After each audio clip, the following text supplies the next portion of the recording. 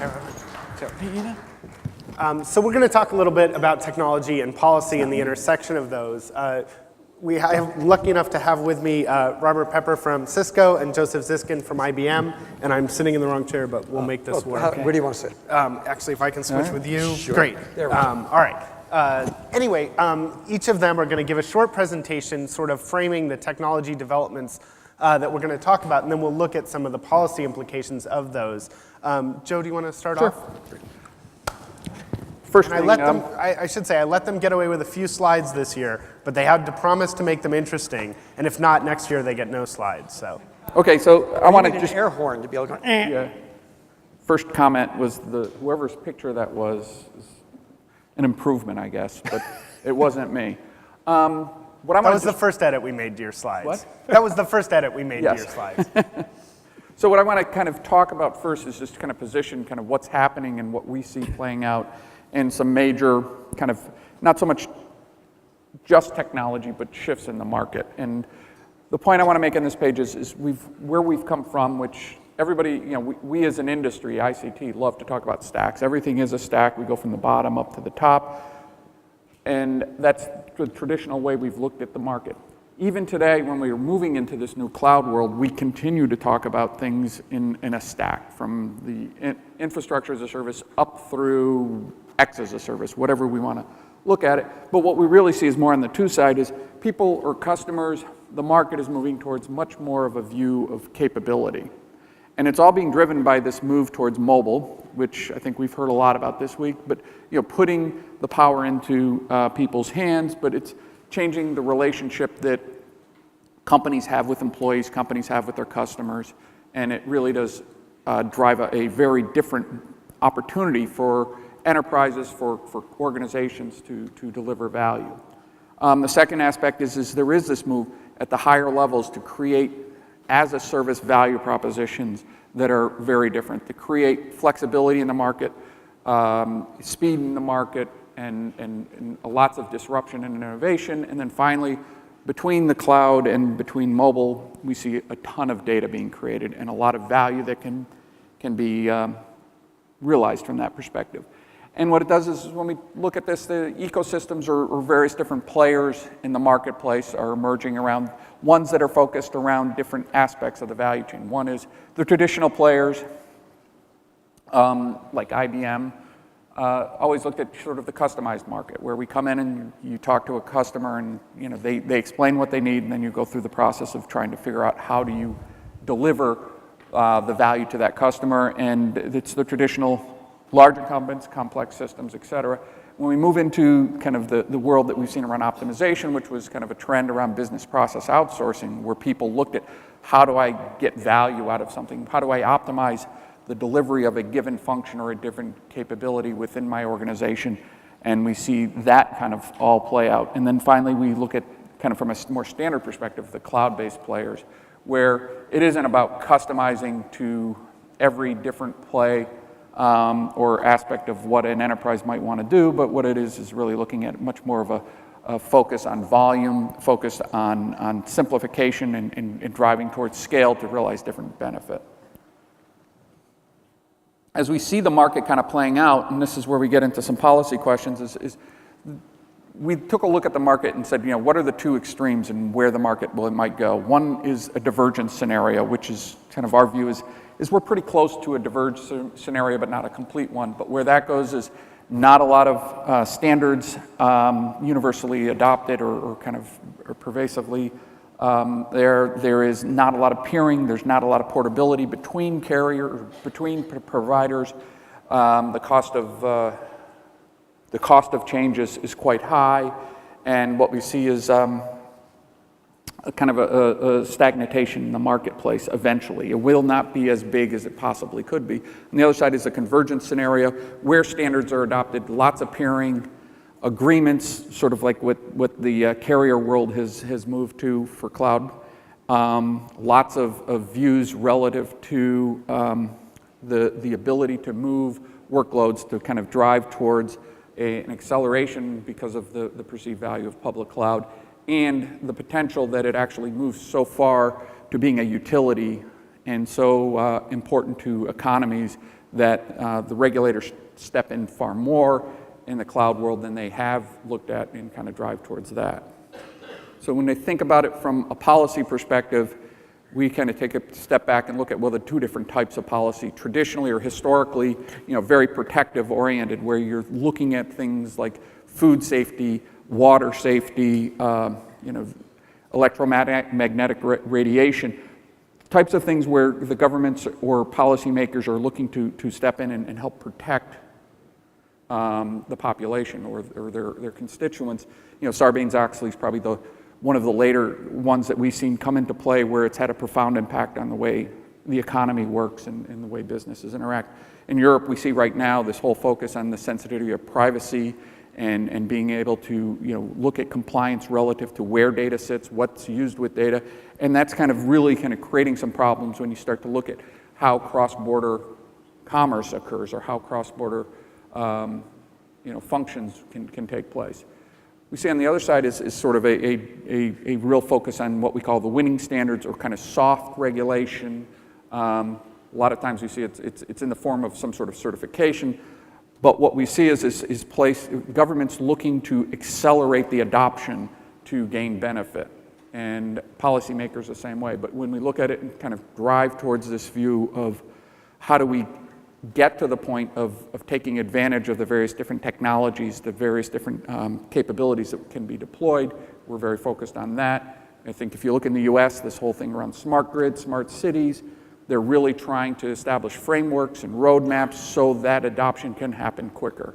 And so as we look at this, it kind of frames a bit of the policy question as well. When we talk about it, is it around a protective aspect of it, or is it trying to drive more adoption or kind of a winning standards approach? So I want to close with that so we can kind of get to sit down, and I'll turn it over to Bob. Thanks, Joe. Bob? So they'll need to change the slide. So what I'm going to do is focus on. There we are. Oh, we'll get there. Almost. I'm going to focus specifically on the Internet of Things and what we call the Internet of Everything. And what are for example, we've yesterday at the opening, we talked about, and we heard about the forecast that we're looking at 50 billion smart objects by the year 2020. That's probably an underestimate. We're really talking about looking at trillions of objects. So we tend to think about not just the Internet of Things, the things are generating the data, but the Internet of Everything, which is the combination of people, process, data, and things. Or taking that and turning it upside down, it's the things generate data, but data by itself is not very interesting, right? Until you can make data actionable, right? It's just data. So the question is, how do you move data to information sort of up the pyramid to knowledge and insights? And that really is where analysis takes place. So we see this as more than just the Internet of Things. The things are the place you start. The things generate the data. But then you have to, along the way, provide analysis and judgment that will lead you to decision-making and insights. Now, just one example of that is if there's data about me and there's analysis, people need to know something about me. Maybe where I am, maybe what my purchasing behavior has been in the past, all kinds of things, right? And this is the monetization model for search, for advertising, whether it's Facebook or Google or Twitter, right? It's information that I've generated, and there's relative different amounts of information and analysis. In the area of smart manufacturing, there's different logistics, there's different analysis. But it's moving up the pyramid, and there's judgments that are being made with the analytics. So that raises a whole set of new policy questions related to this Internet of Things and Internet of Everything. And the way I tend to think about this, there are some of these that are technology related and standard, some of the things that Joe talked about. There are other things that are clearly just in the traditional policy legal area, in which traditional policy does not really map on top of the new world. And then there's the intersection of these things, of these policy and technical issues, which are both technology and policy. So on the technical side, there are questions about reliability and scaling and some of the standards questions, right? If we want to get scale to billions of things or hundreds of billions of things. Then on the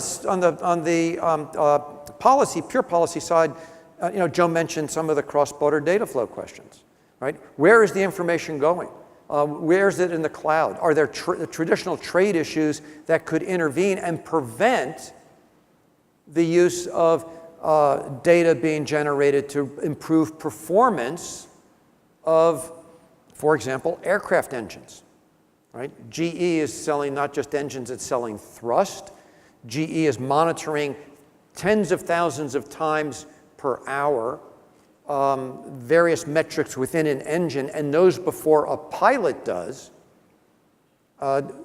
what changes might be made, or even if a part of an engine needs to be replaced the next time the plane lands. Now, a plane is not, it's in the air and it's traveling globally, so the data are being generated in one country or maybe over the ocean and is being sent to another country. This is not something where the data can be kept within national borders. What are the implications? There are traditional legal regulatory models. And then in this middle area of standards and interoperability, privacy, security, and then there's one issue that some of us have talked about here that tends to not even be on the radar screen: spectrum. Virtually all of these devices that are going to be connected, the tens of billions of devices, are going to be connected by radio. And the types of spectrum, the types of devices and the requirements for spectrum are going to be very heterogeneous. Some of it's going to be very short distance from my stomach to my iPhone. In other cases, it's going to be from a farmer's field miles back to a point. Short distance, long distance. Some of it's going to be very bursty, a pill that says, I'm here. That's all it says, at low data rate. In other cases, it's going to be continuous video from video monitoring traffic for traffic control, and it's going to be high bandwidth. So we have short distance, long distance, bursty, continuous, narrow band, broadband, right? And the spectrum required to meet those different needs is going to be different. It's going to be very heterogeneous, but we are going to need some form of harmonization, interoperability, and global standards in order to get the scale. So these are the kinds of issues that I see that fit nicely into Joe's paradigm with the Internet of Everything. And these are the policy and technical issues that we're going to have to resolve to really drive this, what we believe is the next market transition that in 20 years, maybe it's 15 years, maybe it's 10 years, is going to be 10 to 20 times greater than we've seen already with the history of the Internet. Thank you. Thanks, Bob. I think that does a good job of sort of framing where technology and policy overlap. I know there's, I've seen the badges, I've seen a lot of regulators here, and I assume they're here because they want to do a better job of, helping oversee these markets. I know from dealing with the FCC and other regulatory agencies, just figuring out how to do their job with the current environment of phones and other smart devices is challenging enough. As we get to these Internet of Things, what are some of the things that you think regulators should be keeping an eye? How should they be thinking about their roles and responsibilities as it relates to this increasing array of devices? Whichever of you wants to start. So if we think about regulators or governments, whether it's a city, a state, a nation, a lot of times you think about, well, what is their objective beyond staying in power? But it's normally the way they stay in power is by improving quality of life, attracting investment or attracting business to kind of grow and kind of fund everything that they want, and then do it all at a reasonable efficiency. So if you think about public safety, well, that's all about that contributes to quality of life. It also contributes to the attractiveness of investment. So if you look at that and you start to say, well, what should they be looking at? Those are the types of things that they need to be driving towards, and it's everything that Bob put up there which is looking at, how do I drive the right level of investment into the infrastructure?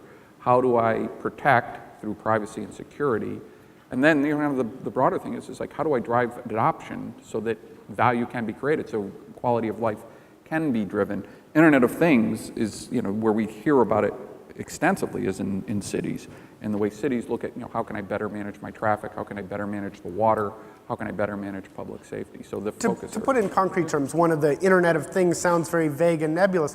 When I was in Barcelona, they have things where they're putting sensors underneath each of the public parking spots. So they get a sense of, again, I think it gets more interesting as we talk about the concrete. Yeah, but that's exactly right. So Barcelona is probably one of the most connected cities in the world. So it's not just sensors in parking places to reduce congestion. In fact, in urban areas, 30% of traffic congestion are people just looking for parking spaces. So if we can point them to a parking space and they can park, congestion is relieved. But Barcelona is also, they've tagged trash bins. Is something full, it has to be picked up now, or it's going to overflow and create other problems, or is it empty and I don't have to send the truck there? So Barcelona is one of the most connected cities. And by the way, notwithstanding the economic downturn in Southern Europe and Spain, Barcelona has actually had a surplus budget, in part because they've become smart and they're using IT. But going back to Joe's point, right? Those are all decisions that government has made as a matter of policy, being smart about using IT, integrating it into their use. It had nothing to do with traditional telecom regulation. It had nothing to do with the traditional regulators. And in fact, as a former regulator being at the FCC for a very long time, one of the things that I always recommend to regulators is take a deep breath, be humble, and don't think that you know the answer, especially when it comes to new technology and new technology trends, because frankly, if you move too quickly or in the wrong direction or send the wrong signal to the market, you can screw it up. You can, not accelerate, but you can hamper investment, you can hamper innovation. There do need to be, sort of safeguards to make sure that something is not anti-competitive or anti-consumer. But in the areas that we're looking at and the way the markets are moving quickly and technology is moving, don't regulate theoretical problems, become an enabler, let things go, and good things happen. That's what we've seen from the internet. Are there some specific areas where you think regulators ought to be cautious, where you think there's a real danger of regulating too soon? Yes, the one that we're seeing now because of the sort of macro debates about privacy and security, there are regulators who, for example, are very concerned about protecting people's privacy when it comes to some of the new applications that are being developed for location-based services for shopping and so on. It strikes me as kind of crazy. There was no attention, and then all of a sudden there'll be a spike, and it'll be like, oh my God, the Maps app knows exactly where I am. Well, of course, it's a Maps app. It needs to know. Well, exactly. So the question there is, as an industry, we really need to think about how do we provide consumers choice and control and transparency. Right? Do I, in a very simple way, do I know what a map app is doing with my information, and do I have the ability to have different settings on giving me choices of how I want that to be used? And we also need to be baking in or designing privacy by design and bake it in initially. Right. If we can address those issues, we can lower the temperature of the debate instead of having regulators leap in and regulate prematurely, which could have a negative effect on the development of new services. So if you look and think, though, that your challenge of watch what you do and don't go theoretical is if you look at the credit card problem that hit everybody at Christmas, the tens of million to 100 million cardholders, you turn around and you say, oh, we need to regulate that. You can regulate and then obstruct actually the progress or the innovation that needs to kind of come out, instead of looking at it from the perspective of, well, there were actually some really bad decisions made as opposed to a regulatory problem. And so how do you kind of match that? Because the government could come in, or policymakers could come in and just create a whole raft of obstacles into the continued advancement of sort of e-commerce and mobile commerce. in Yeah, sort of a knee-jerk. and the worst kind, then again, what I've seen is that what would concern me the most would be something that would result in a technology mandate. Yeah. In other words, government determining what the technology should be as opposed to providing a functional goal of this is a problem, solve the problem, you figure out how to do it, as opposed to government picking the way to do it. Great, so if everything needs to be encrypted, right, that might be a path. Well, people are figuring out, I've already talked to some people, it's like they figured out how you can do analytics on encrypted data without unencrypting it. Now the problem is it takes forever to do it today, but theoretically it's possible. So once that's possible, then you can start to whittle down and sort of make it more practical to do it. But the issue is there's always somebody that can figure out how do I get around some of the technical issues that you're going to be putting in place or constraints. Then you can open it up. And it gets towards some of the issues with security and privacy. I mean, a lot of times security and privacy are at odds. The more secure you are, the less private you are. And the more private you are, well, fundamentally, there's a lot of security issues because you... I also wanted to raise the question because I think it came up both in terms of privacy and security, and then in a sec I want to get into bandwidth and spectrum, that oftentimes, necessarily, regulation is governed by some sort of geography, whether it's the state or local level or the national level. And it strikes me that increasingly these issues are beyond national borders. And, it's a tricky problem. There's not some short two-word answer. But how do we, as citizens and as regulators and as industry, recognize the global nature while still legislating at whatever those regional levels are? Are there ways to have a more global mindset and still deal with that data that's flying in an airplane over the ocean? I think that part of the challenge with policy, and we look at policymakers, is they are subject to their constituency, and they're not looking at, Korea has a certain policy approach to things that's very different than the U.S., it's very different than China, than India, than, you look at it, and the outcome is different. And they were seeking to address the needs of their population when they did that. Or each Sure. hopefully each regulator is doing that. They can have some very long-term goals that may seem in the short term to be somewhat dysfunctional. But what they're doing is they're trying to put in place sort of as I talked about, the protection aspect of things. How do I protect my citizenry or constituents? And then on the other side is how do I kind of drive the innovation, drive the value creation, drive the adoption of these new capabilities? And they got to balance the two. But it always goes back to, well, what are they trying to accomplish? And it's the goals that are kind of pretty universal, as I said, beyond staying in power. But the way they stay in power is by having, a higher or an improving quality of life, public safety and all of that, and then also, the growing economy, so the additional investment. And I think to your point, you mentioned around Barcelona, the part of it was the mindset of we're investing to make things better versus we're regulating to prevent. That's right, and it's an enabling attitude. And in fact, what I'm seeing globally in terms of trends is that government officials, some very forward-looking government officials at the municipal level, but beyond municipalities, to regional, provincial, and national levels, they really now are understanding ICT as an enabler for their citizenry, whether it's providing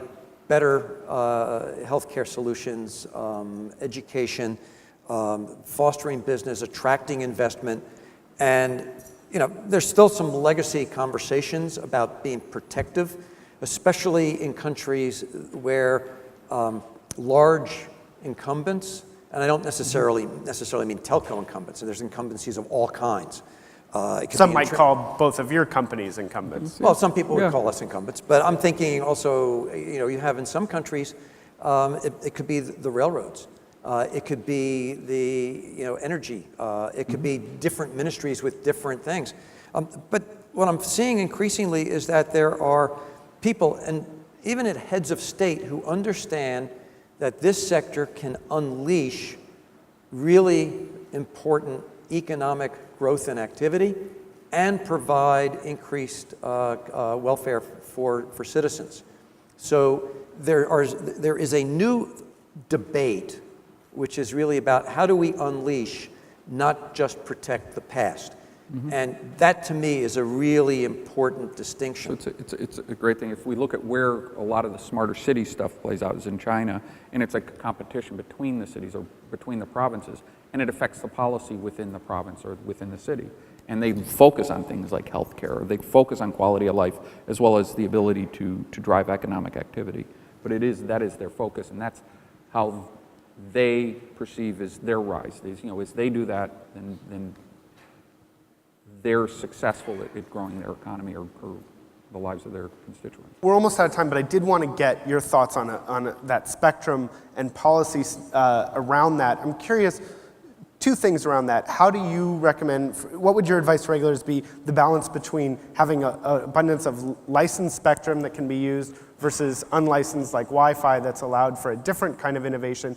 And then also, how much do regulators need to look at not only what is their national spectrum, but I suspect that part of the keys for success for some of these smaller countries is to harmonize the spectrum they make available with that's in bigger geographies. Yeah.